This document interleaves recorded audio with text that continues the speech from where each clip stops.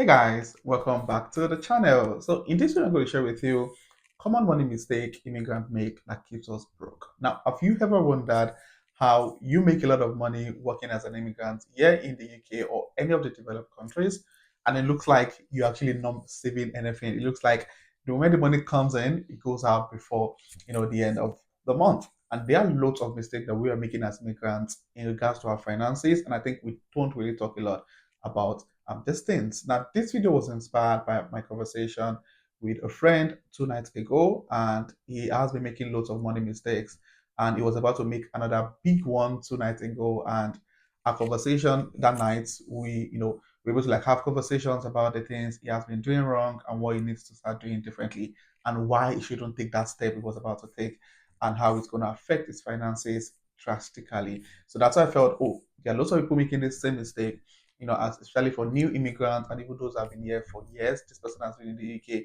for over 3 years and is still making the same money mistakes that so many of us are making, have been making, and it's very important for us to really have a conversation about it. So if you'd like to know more about this video, don't go anywhere, keep watching till the end. And if you're coming across my channel for the first time, do also hit on the subscribe button to join the amazing growing family. And for returning subscribers, I appreciate you guys for being there.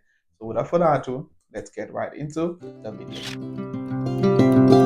1 year since I came into the UK, I've discovered that so many immigrants shy away from talking or having conversations about their finances, and that's why so many of us have remained broke here in this country, despite the fact that we're working so hard. So there's so many money mistakes that we're making, and you might be making one of the mistakes I'm going to be mentioning in this video, and I'll also be having a conversation about what you need to do differently and what you need to start doing going forward. All right, cool. So the first mistake most people are making is misusing credit cards. Now, I know I've made quite a number of videos talking about why you need to have a credit card, and the major reason is for you to build your credit history and all of this information. But what I've discovered is from my conversation with this friend of mine I mentioned was the fact that he has been misusing his credit card, and that instead of the credit card leading to an increase in his credit score, he has recorded a drastic reduction in his credit score, which is absolutely ridiculous because when you have a credit card, now I'm going to give you an example. If you get a credit card, let's say for example, with a £4,000 limit, now one of the major mistakes most people are doing is that they're actually maxing out the credit card. So when I was having this conversation with him 2 nights ago, he has spent about £3,400 on that credit card. And I'm like, why would you do that? Now, when you have a credit card, the only way it helps you build your credit score is you must not spend more than 30% of the credit availability. I know it's ridiculous. Why give you 4,000 when you can't spend the 4,000, but it's not a good idea for you to max your credit card. You get what I mean? So because the moment you constantly max your credit card, it gives the credit providers the perception that you are over reliant on credit, and that puts you on a bad spot. But if you just use about 20 to 30% of your credit limit on a monthly basis, it shows that you are not overly reliant, and you try to make sure that you pay back those amounts spent, almost immediately. You get what I mean? So what I do is for myself, when I and my wife go for grocery shopping or we go for any kind of shopping, I use my credit card, and by the time I get home, I pay back the amount I had spent that day. So it helps you, it gives you that perception that even though you spent that amount, you've got that same amount already in your regular account. I don't know if that makes sense. So misusing your credit card is one of the ways people are actually making mistake, and this has led to so many people, buying the things they can't afford. I tell people if you're using a credit card to pay for anything, it's not that you're paying for something that you can, on the norms, afford with the money you have in your savings account. So misusing your credit card is one of the major mistakes most people are making. Now, the second mistake most people are making is living beyond their means. Now, the conversation I had with this friend 2 nights ago was majorly about his plan to buy a new car, and he not even a new car. He just started driving, or he just passed his practical test and needed to buy a car, and he was just trying to seek my opinion on, oh, what kind of car, oh, should I buy this one? I'm about to go pick this one up tomorrow. I think I'm going to have that conversation with the dealer and all of that. And I discovered he's buying a car that he would be paying £480 on a monthly basis.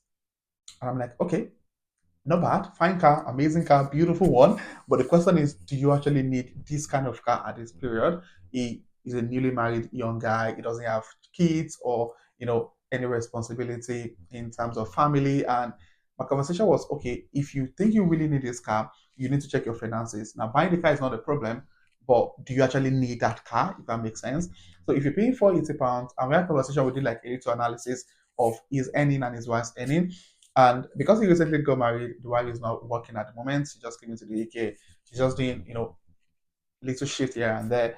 And he's the only one working full time, and he earns about 2,100, that's £2,100. And we had a conversation, okay, so how much do you pay when he lives down south? So his monthly rent for a one bedroom flat was going to about £900. I said, okay, not too bad. That was how much I was also making when I was renting in Kent. So then other conversation is, how much are you paying on bills? The rent and the bills, everything is will already going into £1,300. Then I said, okay, that's 1,300. What you have left in your salary is about £800. Now you're buying a new car, which is a new expenses, which is going to run about £480 on a monthly basis.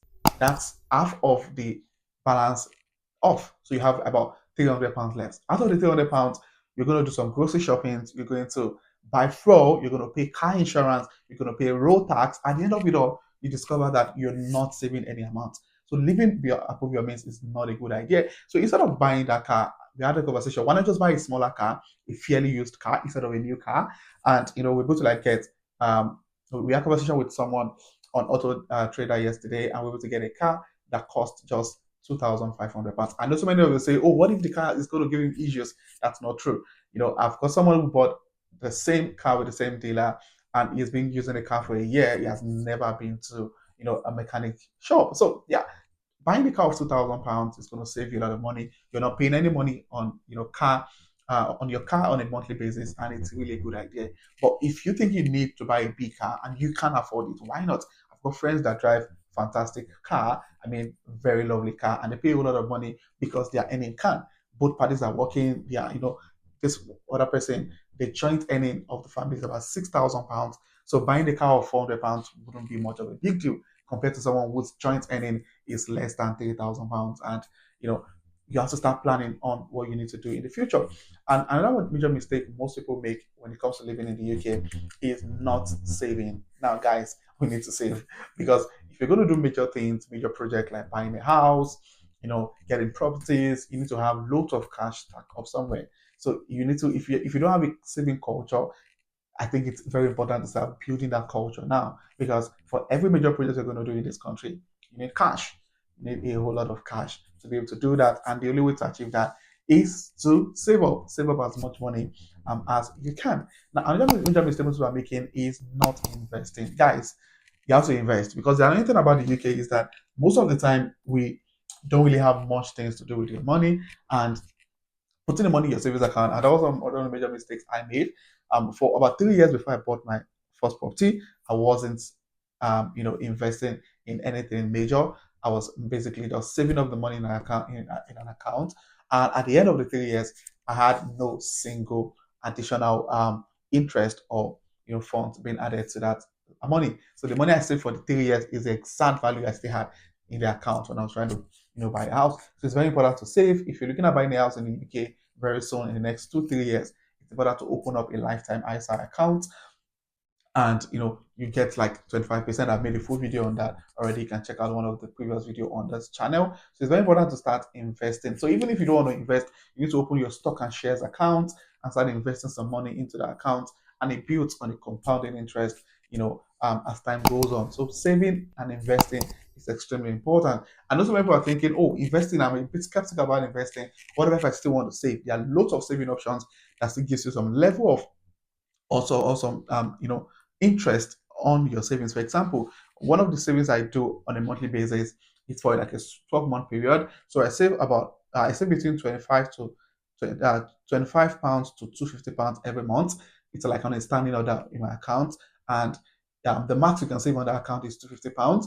And at the end of the year, I get 5.25% interest, which is not a lot, but at least when you're pushing your money into something, and the good thing is that with that account, I can withdraw every single amount of money anytime I want. The only thing is that I wouldn't get the interest. So it makes sense to like try and invest while still saving, as an immigrant in the UK. And another thing is most people are actually a bit skeptical about buying a house. Trust me, if you can't afford it, can afford buying a house, please do. It saves you a lot, a lot. I know it looks like, oh, you'll be paying more in terms of monthly repayment, but you're building equity.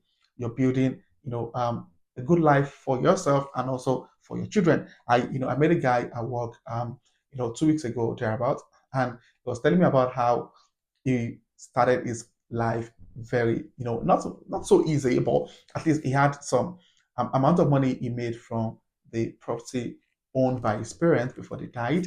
And he started life with six figures in his bank account. You just imagine you living such, a good start for your children. So this guy doesn't even work full time anymore. I think he works about 3 days in a week, and he spent the other 4 days a week on his business. So it just makes sense. That's because he was able to like get that savings from his parents' house when they passed away. So yeah, there are lots of things that we need to do as immigrants.